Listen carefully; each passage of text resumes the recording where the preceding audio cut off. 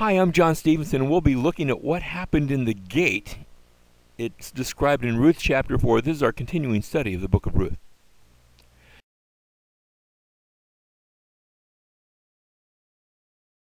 Ruth chapter 4 and verse 1. Now Boaz went up to the gate and sat down there. And behold, the close relative of whom Boaz spoke was passing by. So he said, "Turn aside, friend, sit down here." And he turned aside and sat down, and he took 10 men of the elders of the city and said, "Sit down here." So they sat down. So everybody gathers. Notice they gather in the gate. Now, first of all, notice that word close relative. We mentioned this last time, but we didn't look at the Hebrew word. It's a ha-goel. The ha part, of course, is just the definite article. That's the close relative. There's a certain one. And a goel is yes, it's a close relative, but it also has the idea of redemption there. And so those ideas are combined here. They come together at the gate of the city. Now, gates back then are a bit different. You know, when we think of a gate, we just think of an opening. Notice what you see here in the picture. There's a whole bunch of people, and they're all gathered in. They're all in the gate because there's an entryway in the foreground, but there's also an exitway in the background, and this whole area. Now, in this case, there's a couple of big trees that have grown up in the gate, and while that might provide shade, you wouldn't have that in an actual gate back then. This is just an archaeological dig. And so they've let the trees grow up. But back then you wouldn't have that. And this whole area would be the gate assembly, even in a small town like Bethlehem. Well, chapter 4, verse 3, then he said to the closest relative, Naomi, who has come back from the land of Moab, has to sell the piece of land which belonged to our brother Abimelech. There's this piece of land. It's part of the family heritage. But Naomi can't take care of it, and she's destitute, she's a widow, and now she has to sell it. Verse 4, he goes on to say, "So I thought to inform you, saying, buy it before those who are sitting here," and in other words, in their presence, before the elders of my people. "If you will redeem it, then redeem it." Now, notice that word redeem. If you will redeem it, then redeem it, but if not, tell me that I may know, for there is no one but you to redeem it, and I am after you. And the fellow says, "Okay, I'll redeem it. I'm going to do that." And the word there for each time that's used is Gaal. It sounds a lot like Goel. It's actually spelled the same way, only the vowel pointing, the pronunciation of the vowels is a little bit different. But it's the same basic idea. It's just taking it and making it into a verb instead of a noun. That's the only difference there. So, do that part of the close kinsman, keep it in the family, purchase the land. And the fellow says, "Hey, some land, I could always use more land. I'll redeem it." Verse 5, then Boaz said, "On the day you buy the field from the hand of Naomi, you must also acquire Ruth the Moabitess." You see, there's something that comes with the land. Ruth comes with the land. The land belonged to Elimelech, and it passed down to his sons, but they've all died now. And so now it passes to Ruth. If you get the land, you get Ruth.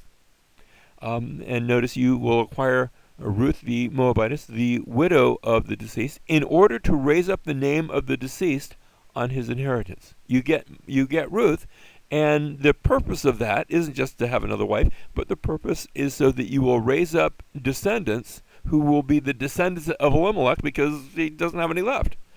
And so you will raise up his legal descendants. Verse 6, the closest relative said, well, wait a second, I want the land, but Ruth is a little bit too much. He says, "I cannot redeem it for myself because I would jeopardize my own inheritance." And now he comes up with an alternate plan, which I think Boaz suspected he was going to do. "Redeem it for yourself. You may have my right of redemption, for I cannot redeem it." I can't do that.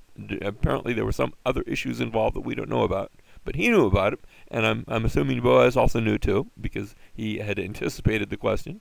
And so he says, "You redeem it for yourself." Now, verse 7, the author of the book, whoever that is, and remember the author is unnamed, so we don't actually know who is the author, but the author has to pause and explain a custom that took place back then, that it evidently was a custom that had taken place back in ancient history, but now as he's writing the story, it's no longer a custom.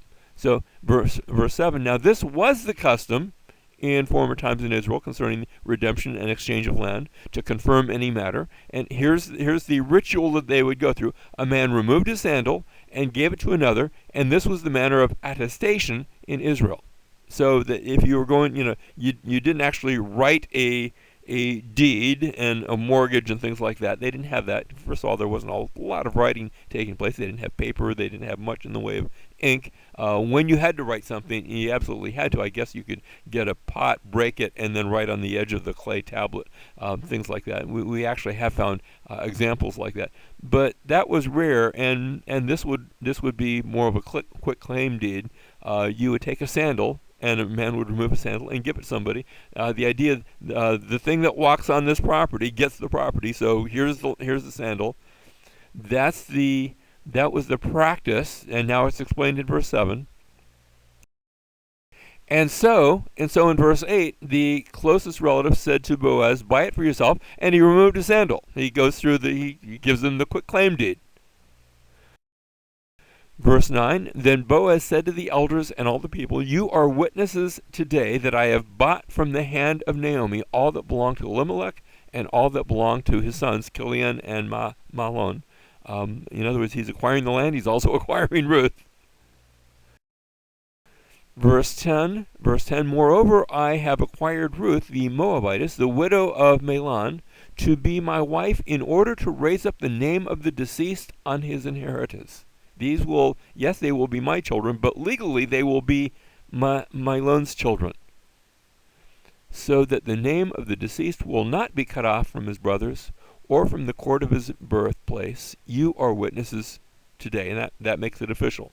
It's before 10 witnesses. Verse 11, all the people who were in the court and the elders, everybody that had gathered together in when it says the court, that's the gate of the city. They said, "We are witnesses. May the Lord make the woman who is coming into your home like Rachel and Leah." Now that's going back to the early family heritage. After all, they're all children of Israel. They're all Jewish people. They're all descended from Jacob through Rachel and or Leah, or remember when they each had handmaidens that legally became their children as well. May the Lord make the woman who's coming to your house like Rachel and Leah, both of whom built the house of Israel, and may you achieve wealth in Ephrathah and become famous in Bethlehem. Now, notice, achieve wealth in Ephrathah is the same thing as becoming famous in Bethlehem. It's two different names for essentially the same place, and achieve wealth and become famous are basically the same idea. That's Hebrew parallelism. You say it twice with different words.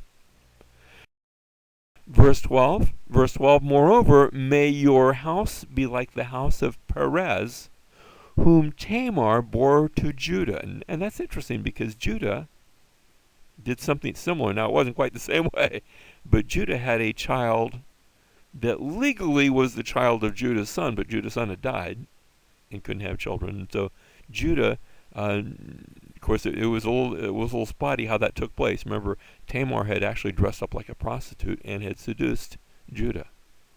And, of course, Judah was a willing participant. But then he had a child, actually two children. But the one that comes to mind here is the firstborn, the outburst one, the one who even though they were twins in the womb, reached out his hand first, like, I'm first. He Perezed. And there's a special blessing here. May your house be like the house of Perez, through whom Tamar. Remember, Tamar had been a Canaanite. She hadn't been Jewish. She hadn't been Semitic. She had been a Canaanite. And may Ruth be like that. May she come into the family as well, through the offspring which the Lord will give you by this young woman. All right, so our outline of Ruth, this brings us to the close of Ruth.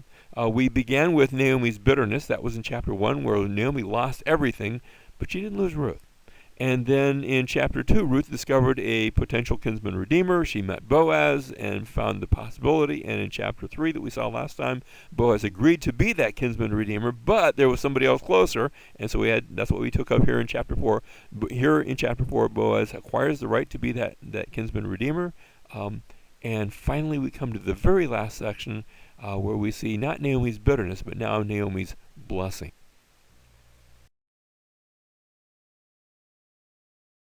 Chapter 4, verse 13, so Boaz took Ruth, and she became his wife, and he went into her, and the Lord enabled her to conceive, and she gave birth to a son.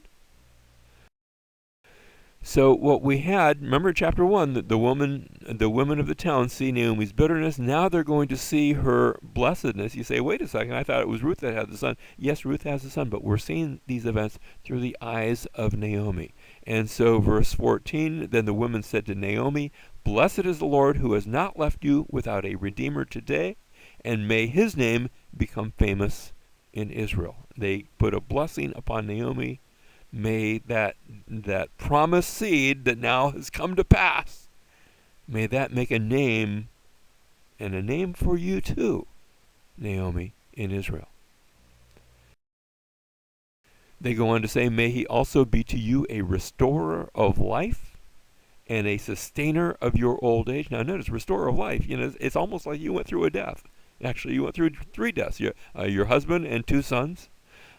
May this one be a restorer of life and a sustainer of your old age. For your daughter-in-law, who loves you and is better to you than 7 sons, has given birth to him. Verse 16, then Naomi took the child and laid him in her lap.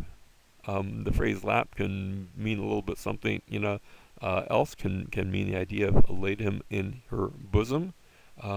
And maybe that's the idea, because she becomes his nurse, is a picture of Naomi. I'm not sure if this is the way it took place, but it sounds like almost breastfeeding. Verse 17, the neighbor women gave him a name, saying, a son has been born to Naomi, so they named him Obed. And the one who serves is what. And I'm not sure, about the connection there. Maybe because God has served Naomi, or because she is now serving the part of the nurse, and yes, even the part of the mother to this little child. And so they named him Obed. He is the father of Jesse, the father of David. And of course, David, remember, is going to be the king. And the reason that's mentioned is because by the time this is written, David has now become king, or else the story would make no sense. Now, this brings up the question, what did this story mean to the Israelites who read the story? It was written for them. They are the audience. After all, they've come into the land under the shadow of death, through the Red Sea, through the Sinai wilderness, through people dying in the wilderness. There's been lots of death in the past. But now they have been redeemed by the one who has become their spiritual husband. God has become their husband. He has wedded himself to his people Israel. And yet, now they are in need of a king. And remember how the book of Judges ended? There was no king in Israel. But now they've come to need a king, and especially the king from Bethlehem, King David. Now, as we read the story, what does this story mean to us today? Well, our story is a little bit the same. We were once outsiders of the covenant community. We were like Ruth. We were outsiders, not belonging. And we have married through faith into the family of God. If you've come to faith in Jesus Christ, you've become part of the bride of Christ. And we are in need of the king from Bethlehem. He has become our king too. So this story is also our story.